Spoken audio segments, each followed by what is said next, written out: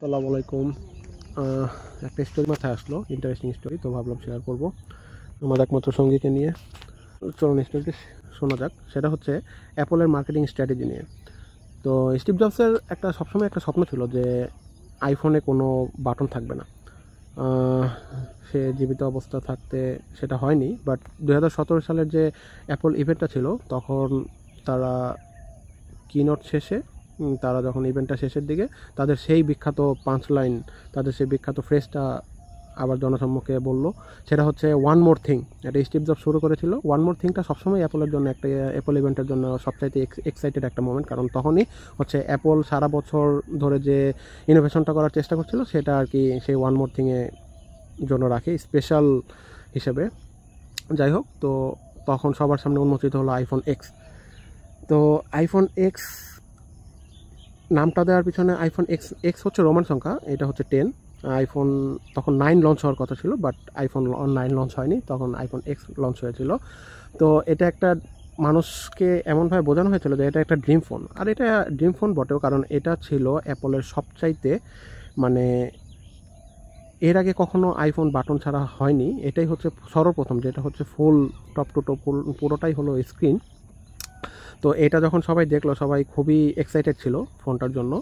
তারপর আর তার উপরে এটা হলো অ্যাপলের 10th অ্যানিভার্সারি, আর তারা সেটা এর আগে লঞ্চ করেনি। তারা সেটা 10th অ্যানিভার্সারিতে লঞ্চ করেছিল স্পেশাল হিসেবে। আর আবার হচ্ছে এটা স্টিভ জবসের ড্রিম ছিল। সব কিছু মিলিয়ে একটা ড্রিম প্যাকেজ, যে এই প্যাকেজের দামটা তারা নির্ধারণ করলো $999, মানে $1000। এখানে হচ্ছে অ্যাপলের মার্কেটিং স্ট্র্যাটেজিটা। সে প্রথমে একটা ড্রিম প্যাকেজ বানালো, মানুষকে জানালো এটা এই জন্য, এটা এই জন্য, এটা এই জন্য। দামটা দিল হচ্ছে $999। এর আগে স্যামসাং গ্যালাক্সি এট মেবি $900 প্লাস ছিল, বাট $1000 এর আগে এই মাস প্রডিউসিং হিসেবে কোনো ফোনই লঞ্চ হয়নি। তো এটা অ্যাপলই ফার্স্ট। কারণ অ্যাপল 2017 সাল 2000 ওই সময় আসলে লাক্সারি একটা আইটেম ছিল, লাক্সারি একটা ডিভাইস ছিল। সব মানুষ আইফোন চালাতো না। এখন যেমন সবার, মোটামুটি সবার হাতে, আমাদের মতো কিছু গরিব ছাড়া সবার হাতে যেমন আইফোন আছে, তো সবার কাছে সেই আইফোনটা নাই, তখন ছিল না, তখন খুবই কম ছিল, যার জন্য সেটা একটা লাক্সারি পণ্য হিসেবে বড়লোকরাই কিনতো, শৌখিন হিসেবে বা অন্য কিছু হিসেবে। তো সেটা ছিল মানে অ্যাপলের সবচাইতে বিগ জাম্প একটা বলা যায়। তো তখন তারা এই ডিম প্যাকেজটা বানিয়ে তারা $999 চার্জ করলো। তো সবাই সেটা, মানে খুবই খুবই ভালো রকমের সেল হয়েছিল। ইউনিটটা আমার মনে নেই, তবে অনেক সেল হয়েছিল। তো 2017 সাল আর 2018 সালে, 2017 সালে সেটা সেল হলো। 2018 সালে অ্যাপল হলো সর্বপ্রথম $1 ট্রিলিয়ন কোম্পানি। এর আগে কোনো কোম্পানি $1 ট্রিলিয়ন স্টক সই করেনি। আর হচ্ছে এই অ্যাপলই ছিল সর্বপ্রথম $1 ট্রিলিয়ন কোম্পানি হয়েছিল। আর $1 ট্রিলিয়ন যে হিসাবটা, সেটা যে কত বড়, এটা একটু গুগলে সার্চ দিলে বুঝবেন।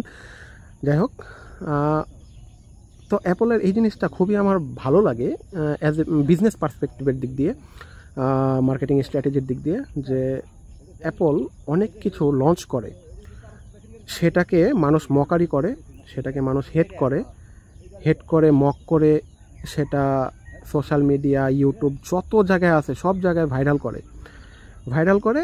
আর অ্যাপল তাদের ফ্রি মার্কেটিংয়ে তাদের পণ্য বিক্রি করে। লাইক 2020 সাল সম্ভবত অ্যাপল হুইল লঞ্চ করে তাদের পিসির জন্য। তো অ্যাপল হুইলটা ছিল চাকা আর কি, মেনলি চারটা চাকার তারা দাম দিয়েছিল হলো $700। তো এই $700 দেখে ইউটিউব কমিউনিটি, ফেসবুক কমিউনিটি, যত সোশ্যাল মিডিয়া কমিউনিটি আছে, সবাই খুবই ডিস্টার্ব। প্লাস হচ্ছে মানে, কারণ চারটা চাকার দাম $700, তখন বাংলাদেশের অনুযায়ী তখন প্রাইস ছিল প্রায় 70,000-80,000 টাকা। চারটা চাকার দাম 70-80,000 টাকা, এটা কেই মানবে? তো এটা ছিল অ্যাপল। যাই হোক, অ্যাপল এটা দিয়েছিল, বাট অ্যাপল জানতো যে এটা নিয়ে অনেক হাসাহাসি হবে, এটা নিয়ে অনেক মকারি হবে, এবং এই মকারি, এই হেট্রেট যত আছে সব সোশ্যাল মিডিয়াতেই প্রচার হবে। তো সেটা তা হলোও তাই। পুরো ফেসবুক, ইন্টারনেট, ইউটিউব যা আছে পুরো ইন্টারনেটে সবাই বলা শুরু করলো যে $700 মাত্র চারটা হুইলের জন্য, এটা আসলে মানানসই না। তো অ্যাপল তাদের কাজে সফল। কি হলো? এই হুইলটা $700 অনেক মানুষ কিনলো। আসলে অ্যাপলের সবচেয়ে মজার বিষয়টা কি, অ্যাপল নিজেদেরকে এখনও লাক্সারিয়াসই ভাবে।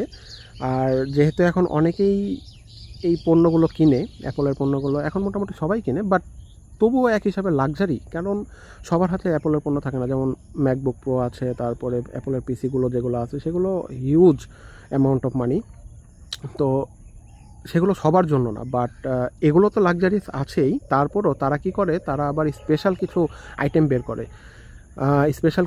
বের করে, এবং তাদেরকে স্পেশাল কিছু ট্যাগলাইন দিয়ে সেটাকে বাজার প্রচার করে। যেমন ওই যে আইফোন এক্সের কথা বললাম, তেমনি হচ্ছে অ্যাপল হুইলের কথা বললাম।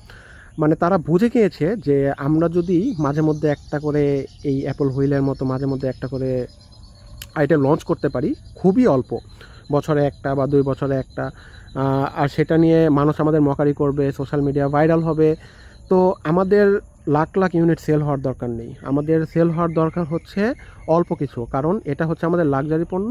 ধরেন আইফোন 100টা বিক্রি করলে যে লাভ হবে, হয়তো প্রো হুইল আপনার 20 থেকে 30টা লঞ্চ করলে সেই 20 থেকে 30টা সেল করলে দেখবেন যে একই লাভ হচ্ছে। তো টার্গেটটা কমে আসে, আর টার্গেটটা কমে আসলে প্রফিট হয় বেশি, মানে প্রফিট মার্জিন প্রচুর থাকে।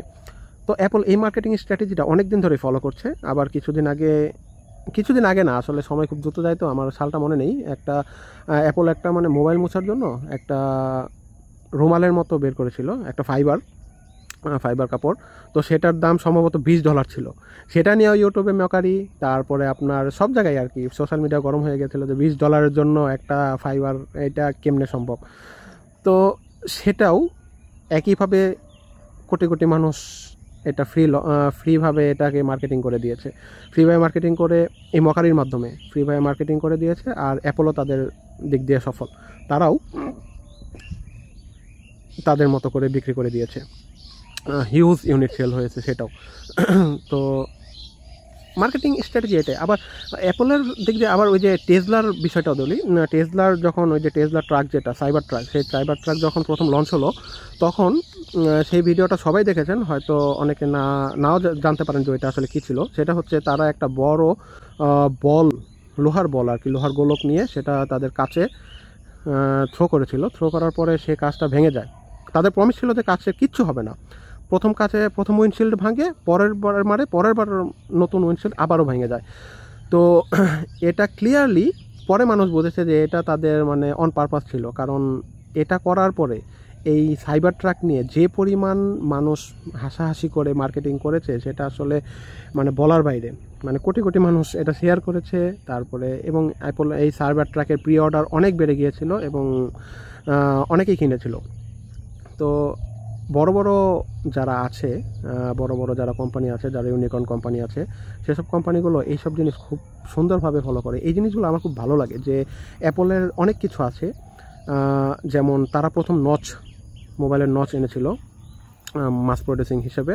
তো প্রথম যখন নচ এনেছিল তখন স্যামসাং এটাকে নিয়ে কত যে মোকারি করলো, বাট দিন শেষে স্যামসাং ফলো করলো, এবং স্যামসাং ফলো করার পরে ছোট ছোট যা আছে, শাওমি বলেন, অনর বলেন, যা আছে সবই এই নচ জিনিসটা ফলো করলো, এবং এই নচ জিনিসটা চলে আসছে এখন আস্তে আস্তে কম হচ্ছে। তো আবার ওই ডাইনামিক আইল্যান্ড যেটা আইফোন লঞ্চ করেছিল সেটাও মকারির শিকার হয়েছিল, বাট দিন শেষে ডিভাইসগুলো ফলো করেছে। তেমনি করে এই অ্যাপল আইফোন যে এক্সটা লঞ্চ করেছিল, সেই আইফোন এক্স যেটা ছিল সেটা যখন লঞ্চ করেছিল তার প্রাইস যখন $999 বা $1000 করেছিল, তখন সবাই যখন মকারি করেছিল, বাট গেস হোয়াট, পরে থেকে সবাই $1000 ছুঁই করলো, সবাই $1000 উপরে একটা করে ফোন বের করলো। আমার আসলে অ্যাপলের স্ট্র্যাটেজিটা খুবই ভালো লাগে। এটা হ্যাঁ brutal, but they do what they have to do, because it's all about marketing and business. So বিজনেসে আসলে এখানে মানুষকে কীভাবে পকেট কেটে টাকা বের করা যায়, এটাই হচ্ছে বিজনেসের মার্কেটিংয়ের মূল স্ট্র্যাটেজি। এটাই হচ্ছে মানে সবচেয়ে মজার স্টোরিটা, যে অ্যাপলের মার্কেটিং স্ট্র্যাটেজিটা তারা মানে মেন জিনিসটা হচ্ছে তারা ড্রিম প্যাকেজ তৈরি করে ওয়ান মোর থিং দিয়ে, তারপর তারা একটা প্রাইস ট্যাগ বানায়, মানুষ মকারি করে, ফ্রি মার্কেটিং করে, ব্যাস বুম, মার্কেট হিট।